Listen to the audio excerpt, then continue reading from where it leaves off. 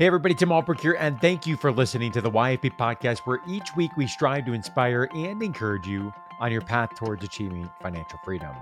This week, I sit down with Emmanuel Ayanjoke to discuss his decision to open an independent pharmacy as a new practitioner, his perspective on the future of independent pharmacy, and the intersection of his personal and business financial plans.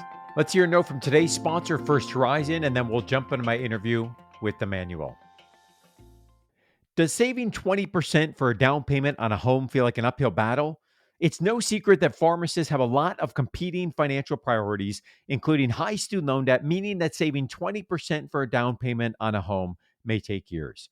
For several years now, we've been partnering with First Horizon, who offers a professional home loan option, aka a doctor or pharmacist loan, that requires a 3% down payment for a single family home or a townhome for first time home buyers, has no PMI, and offers a 30-year fixed rate mortgage on home loans up to $766,550 in most areas. The pharmacist home loan is available in all states except Alaska and Hawaii and can be used to purchase condos as well. However, rates may be higher and a condo review has to be completed. While I've personally worked with First Horizon before and had a great experience with Tony and his team, don't just take it from me. Here's what Molly from New Berlin, Wisconsin had to say about her experience with First Horizon. The communication and always being available to talk over the phone was great for us. It also made an impact getting an initial overview and education on the process from Gail. Being able to submit everything electronically made it more efficient. So if you want to check out the requirements for pharmacists home loan from First Horizon and to start the pre-approval process, visit yourfinancialpharmacist.com/home-loan. Again, that's yourfinancialpharmacist.com/home-loan. Manuel, welcome to the show. Thank you, Tim. I am delighted to be here today. Me as well. And I'm looking forward to the opportunity to talk to you about your experiences opening up an independent pharmacy. We crossed paths through the Ohio pharmacy circles over the past few years. And once you announced the grand opening of your store, Altev Community Pharmacy, in the Avondale, Cincinnati area, I reached out to invite you on the show so we can learn more about your entrepreneurial journey. And before we get into that, let's talk about your career path into pharmacy, Emmanuel. What led you into the profession and to the University of Toledo, where you completed your PharmD in 2020? Yeah, absolutely. I'm Nigerian. Grew up in Nigeria. Was born in Nigeria. I left Nigeria when I was about 15 years old, and I was fortunate enough to grow up in a family of that pharmacy is a thing. So my dad was a pharmacist and a pharmacy owner, and his dad was a Mm, pharmacy owner. Now, back then they referred to them as chemists because this was way back then in the days. Um, but they were, I come from a long line of pharmacists, and I would never forget when I was about 7 years old, because I think that's the age where everyone kind of starts to hmm pick up on things and observe our parents doing different things. And I remember so vividly so many moments where patients will just come in, and one of the things I always like to say is pharmacy in Nigeria is very different than here. Pharmacy is much more front line of healthcare. hmm You went to the pharmacy first before going to the doctor. The pharmacist referred you to the doctor in things that were too complex to be handled in outpatient. So I grew up in that setting, seeing my dad as a pharmacist and business owner, taking care of his family, but also taking care of the community. And people just come into the pharmacy, asking questions, having their health needs met.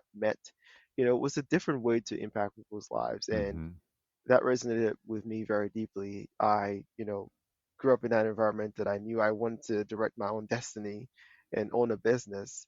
And what dawned on me over the years is what's more important in owning a business is doing something that impacts lives. mm. So, put it short, I've always been in pharmacy. I grew up in a pharmacy, and I didn't see myself doing anything else because that was what was just in front of me. So third generation chemist, then, right? Yes.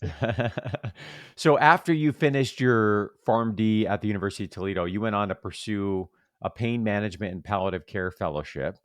And some might be looking at that and saying, all right, so you grew up in a pharmacy environment, independent ownership, owning your own business. And this seems like a different type of an opportunity. So tell us more about the pursuit of that fellowship, and what were some of the experiences and things that you took away from that? Yeah, so the reason why I went to pursue a fellowship was at the time when I was in Toledo, I was an intern, and because I knew I wanted to own a pharmacy at some point, I decided to only work in an independent pharmacy, and that served me really great because I started to experience first glance what it took to run a business, Hmm. run a pharmacy business in the United States. And I was fortunate enough to have a great pharmacy owner who showed me so many things. But unfortunately, what that did to me was kind of give me a very bad perspective of what pharmacy is. And I thought that, well, pharmacy is what I want to end up doing, but I don't think it's the time. I don't think it's the right time.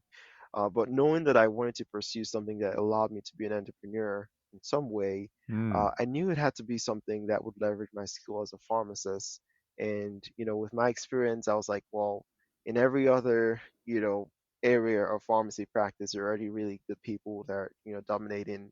I want to sort of create my own niche. I don't like to follow the general trends of what people do. Go to AM care and those things. And those things are great. And I do a lot of that. And I did a lot of that in my career so far. Um, but I wanted to sort of carve out a niche for myself in pain management to be able to be an entrepreneur, be a consultant pharmacist, and do all Mm. these things until the point that I was able to actually start my pharmacy. So it was still in line with my overall vision of being an entrepreneur and being able to self-direct my destiny and not, be beholden to a paycheck. I just that idea just doesn't sit well with me. So that was why I pursued a fellowship, and it was a great experience for me.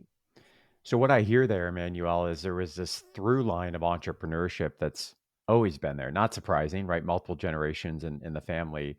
And so you had this thought pretty early on of, hey, I would like to own my own business, own pharmacy, had some real life experience in independent pharmacy, working for someone else, which I always recommend people that are thinking about, hey, open up a business, get that experience, kind of see it firsthand, see what you like, what you don't like. But through that experience, it sounds like you butted up against the real challenges that we'll talk about, in the profession, and maybe that tampered down some of that interest, at least temporarily. And so you pursued this other pathway. All the while, this through line of entrepreneurship was there of, hey, I'm not sure exactly what it's going to look like or when it's going to happen, but I want to continue to pursue opportunities that are going to put me in a position in the future when I'm ready. Is that right? Yep, that's accurate. That's exactly what happened. One thing you said I'd love to hear more from you on is, Mhm. I knew that I didn't want to be beholden to a paycheck. Um, I sensed some emotion in that statement of just, I know myself, right? I know that that's not for me. Tell us more about, that realization and why that was important to you. Yeah, I think that realization has always been there. Um, and then one thing I didn't also say was my mom was also an entrepreneur. She had her own Mm. business, and she, used to run convenience stores and a couple gas stations back at home then. So eh, I knew for a fact that that's just what I wanted to do. But one of the things that I've also learned about the system of America is the reality that unfortunately those who pay for everything is the middle class.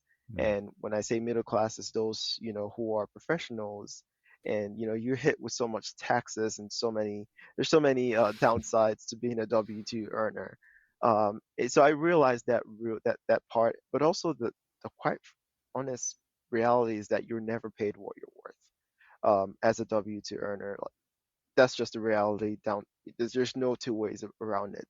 If you were paid your worth, no one would create companies, right? The idea is Wouldn't make that sense. Yep. it wouldn't make any sense, right? Hmm. So I just didn't like that idea. I felt like there was a lot more I need to do in this world than to have my impact capped by working at a place. But that's just what drives me. Again, it's okay for most people, and that's fine. There's nothing That's right. wrong about it. I just didn't. I don't think that aligns with me internally and throughout my life experiences. Yeah, it's interesting, and we'll talk about the challenges of owning your own business. You know it's real. I know it's real. There are highs, there are lows, but it certainly does take off the ceiling. It also takes off the floor, right? In terms of, Yes. what could go wrong.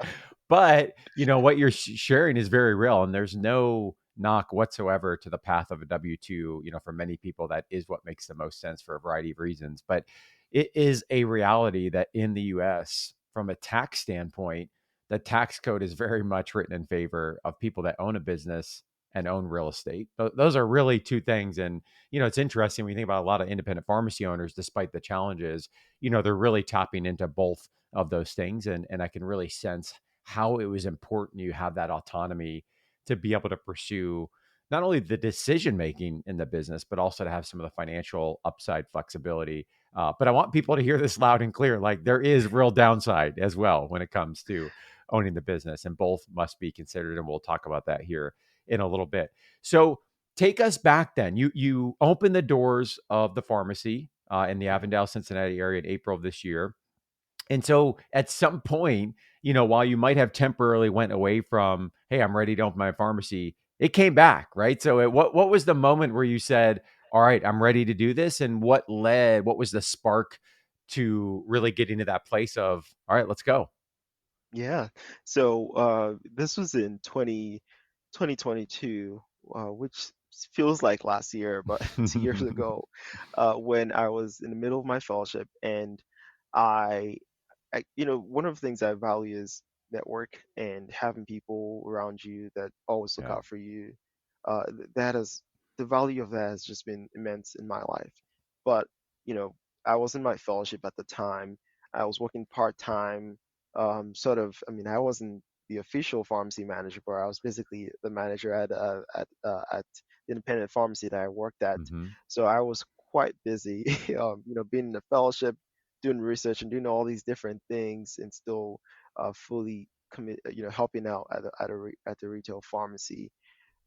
And I remember it was Stu Beatty actually from OPA who had Oh, no way. emailed me. Yeah, yes, yeah. He sent me the flyer to Project Oasis, which is the Uh-huh. program that I got the opportunity to open the pharmacy through. And I started to learn about it. And initially, I brushed it down. I was like, well, this is some national program. There's no chance that I'll even get anywhere close to this. And I sort of didn't even, want to. I knew that's what I wanted to do, but I really didn't think I would get anywhere. And then, 2 weeks later or so, Antonio Chacha, who Hmm. I've gotten to meet, through different experiences, and we've connected very well. He forwarded that same flyer to me saying, "Hey, I think you'd be a good candidate. I think you should apply to this." And I was like, "Oh my!" So I guess the stars are aligned, and everyone thinks that I tend to think of myself more humbly, and I didn't think I would get anywhere, but it was these two folks that Hmm. believed in me and encouraged me to go ahead and apply. And I took on the process and started doing my due diligence, drawing from my knowledge, and really leaning in on people that I know. Um, Again, once I started to digest and understand what Project Oasis was trying to accomplish, it was almost mirror of what I wanted to do Mm. in every way, right? Make an impact in a place that doesn't have a pharmacy, be the pharmacy shepherd, quote unquote, in that community, and helping address the needs and concerns of the community. Um, so that just resonated with me on a very personal level, and it just aligned. Hmm. And the biggest part of all that was that you got to open a pharmacy, but not just by yourself. You had the backing Yeah. and the support of so many people that are committed to seeing this successful. So to me, it was like a no-brainer to at least pursue it. If it didn't pan Hmm. out, at least I learned a thing or two about writing a business plan that needed to be presented in, like, really, really high up people in McKesson. And so I applied for it, and that's basically all where the story started.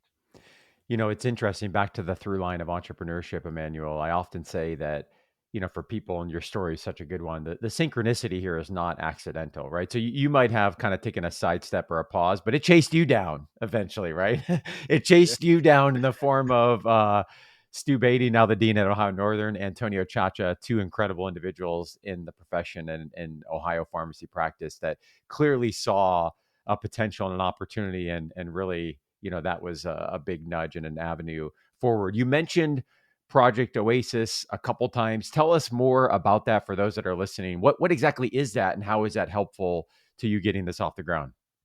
Yeah, so Project Oasis was, being that not, of course I've been involved in know the ins and out, but McKesson always tries to tell everyone to just say certain lines, but I'll give more background Hmm. into how we started.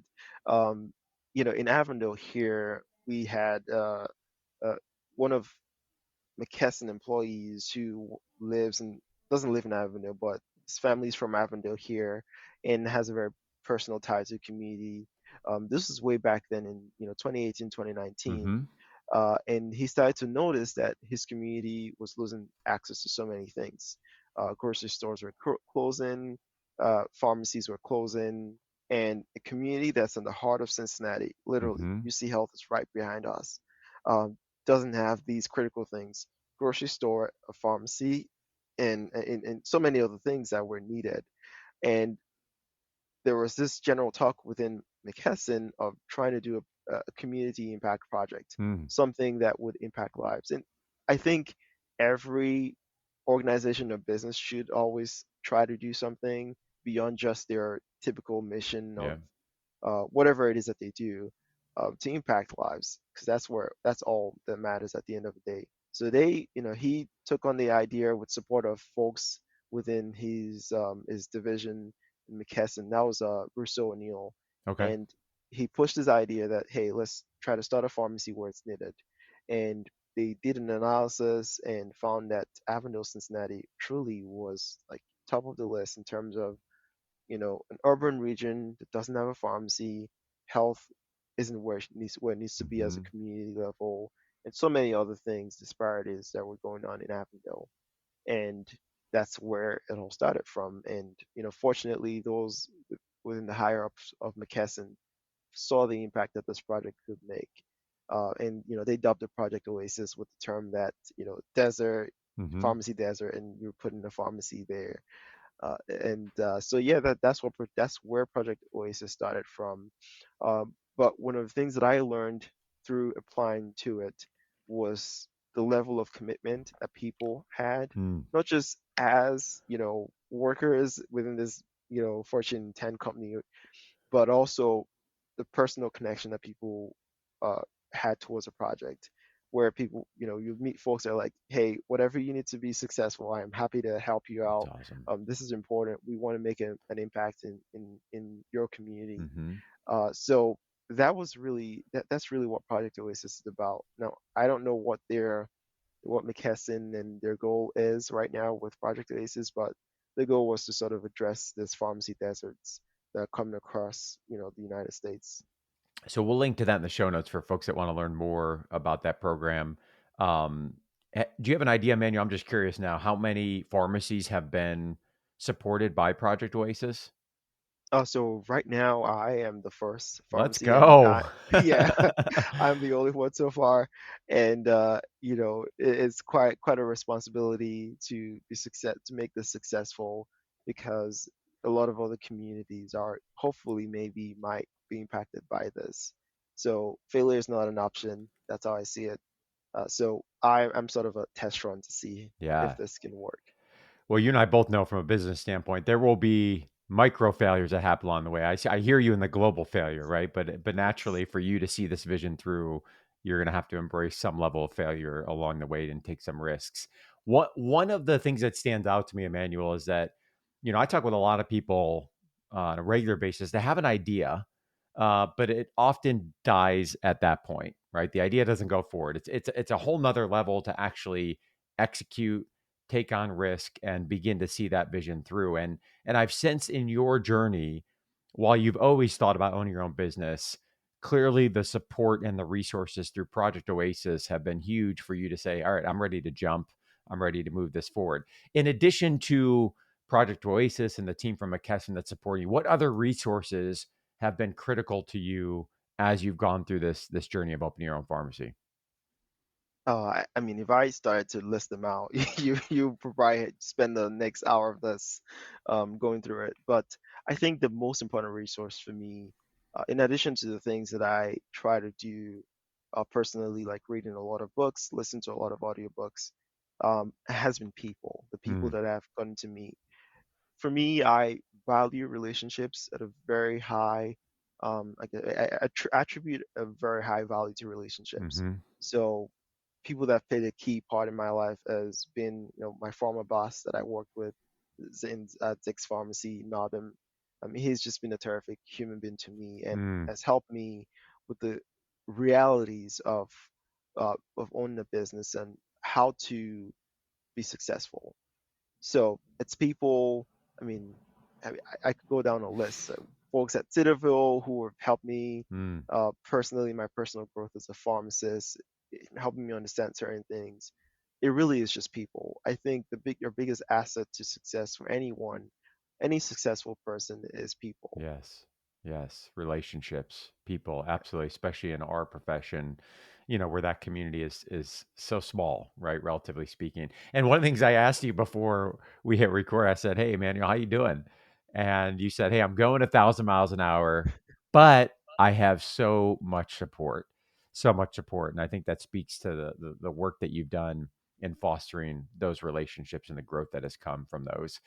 I mean, I have to ask the obvious question that I think a lot of probably new practitioners that are thinking about owning their own pharmacy, or anyone for that matter, that maybe is thinking about owning their own pharmacy, which is, wow, opening a pharmacy in this climate, right? We know the challenges are real. According to a recent NCPA survey, over 30% of respondents reported that they're considering closing their doors in 2024 because of the financial challenges. And over 90% of them said that they may drop out of Medicare Part D in 2025 if the challenges still persist. So, from the outside looking in, it doesn't appear to be the best time to be launching a new pharmacy. So tell us more about how you've been able to, see through that despite those challenges being real and say, "Hey, I'm still going to go at this." Yeah, I think the first thing I've learned in life is nothing is truly as good as it seems, Mm, and nothing is truly as bad as it seems. It's always all gray. There's no exact, like, this is black and this is white. It never is that way. It's always all gray. And what I mean by that is when you dive deeper and understand in a specific market, the factors and mm-hmm. headwinds going on in that market is very different. For example, in Ohio, if you're in a Medicaid, an area that has high Medicaid concentration, you have a fair dispensing fee that covers your costs of operating as a business. So that alone is a huge difference than Yep. a pharmacy that doesn't have a high Medicaid area, right? So yes, there's always there are harsh realities of the pharmacy right now. Even as a new business, when I look at my Medicare, uh, scripts and performance in those scripts, I mean, I would throw my pants up and just run. It's horrifying sometimes, but the reality of what I've learned is, typically to be successful in life, and I'm not saying this because I'm anywhere yet, but I'm saying this because I've seen other people and I learned from a lot of people. But what I've found is people that tend to be successful often go against the grain, Yep. go against what the crowd typically does. And there's cycles in life. There's always going to be naders and high points. And I think pharmacy is at a nadir right now. But when Mm-hmm. you're at a nadir, that's not necessarily a negative thing. That's a good thing when you start at a nadir because it's only high from there. Mm-hmm. And there's a lot of factors and a lot of things and challenges that are going to happen in the next 10 years for pharmacy to be where it needs to be. But I think that I am hopeful that we're at the lowest point and from here it's just moving forward. Yeah, I really hear mindset there, Emmanuel, which I think is huge as a business owner. But I also hear optimism. I'm an optimist by nature, as well. But I agree with you. Actually, it reminds me of Seth Godin talks about this in his book, The Dip, where often we go through these cycles. Could be a project, could be a business, wherever, where we have an initial momentum and surge, and then we, for whatever reason, here we're talking about market conditions and factors and reimbursement. We kind of go down, right, and we get to this low point, and we start to just come out of the other side of it, but we can't yet see what's coming. And that's the point where a lot of people give up, is when they're in that low point, in that dip. And I think that it feels, and again, I'm a half glass full person, it feels like all signs are pointing towards some reform in these things. I think you and I look at this just as a common sense business owner, and we're like, how in the world can this be okay to operate a business with these practices going on right now. There's a lot of headwinds that we're facing in terms of why that's the case, but I'm curious to hear from you as you look at as an owner and someone who shoulders some of the responsibility to advocate for, the viability of community independent pharmacists to be able to provide the value that we know the literature is very clear, the positive value and outcomes that a pharmacist can provide in their community, especially in an area where there's a lack of access to healthcare. The data is clear, it's there, but we continue to be undervalued and under reimbursed, globally speaking. So as you look at this from a, hey, I'm a business owner, but I'm also an advocate for the profession, what are some of those key issues that we really have to address? Oh, where do I even start? I think the biggest key issue is, we live in a capitalistic society, and we just have to accept that reality. Businesses are not, they're not, pharmacies are not nonprofits. They have to be able to make money doing a certain service. And there are two ways to incentivize people to do things. You either use the carrot or use the stick Mm, method, right? And to really move the needle on a lot of things in pharmacy practice, to get community pharmacy practice to be where it needs to be, there has to be payment reform.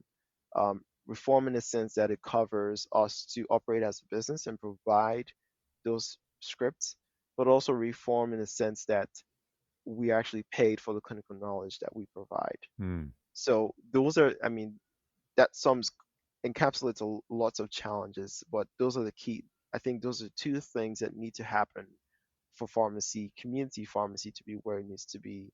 I think the value is there. I mean, everyone admits the value is there. I've been opportunity to be on the tables with payers, Mhm. physicians. I mean, everyone, even patients. Everyone agrees that the value is there. The challenge now is just getting rid of those barriers that allow us to be able to create a clear path to making these realistic, or I guess tactile changes in the payment models that allow pharmacists to be paid. Yeah, amen.